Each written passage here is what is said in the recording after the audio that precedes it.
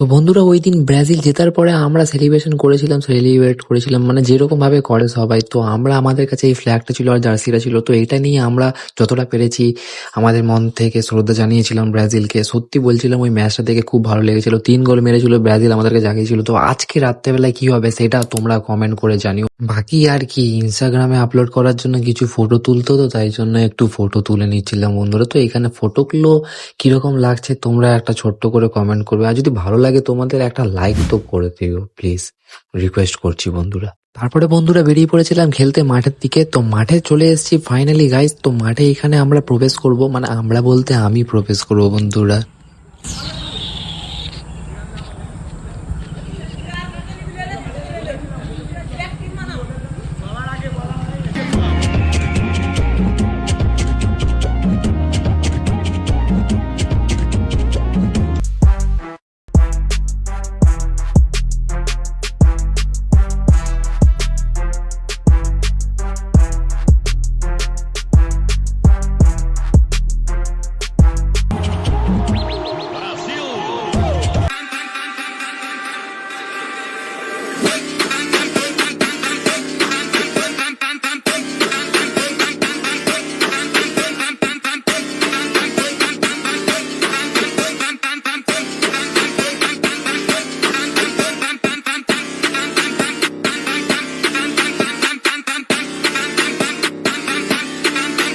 একটা কথা তোমাদেরকে বলে দিই, নেইমার যে রিকভারি হচ্ছে তার সাথে সাথে নেইমার নিজের পাওয়ারটা আপগ্রেডও করছে আগের তুলনায় বেশি।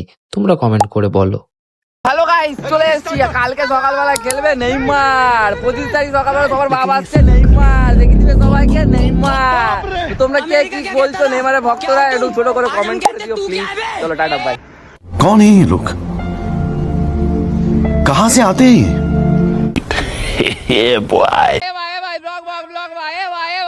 তো বন্ধুরা খেলার পরে চলে গেছিলাম আমার বাকি বন্ধুদের সাথে দেখা করতে, যেহেতু আজকে ব্রাজিলের ম্যাচ ছিল রাত্রেবেলা 3:30টার সময়। তো আমাদের ইন্ডিয়ান এদিক থেকে আমি ভোরবেলায় বললাম 3:30। তো সবাই একসাথে ডিসকাস করলাম, তো সবাই বলছিলাম ব্রাজিল জিতবে ব্রাজিল জিতবে। তো তোমরা কমেন্ট করে জানিয়ে দিও কে জিতবে ভাই, ছোট্ট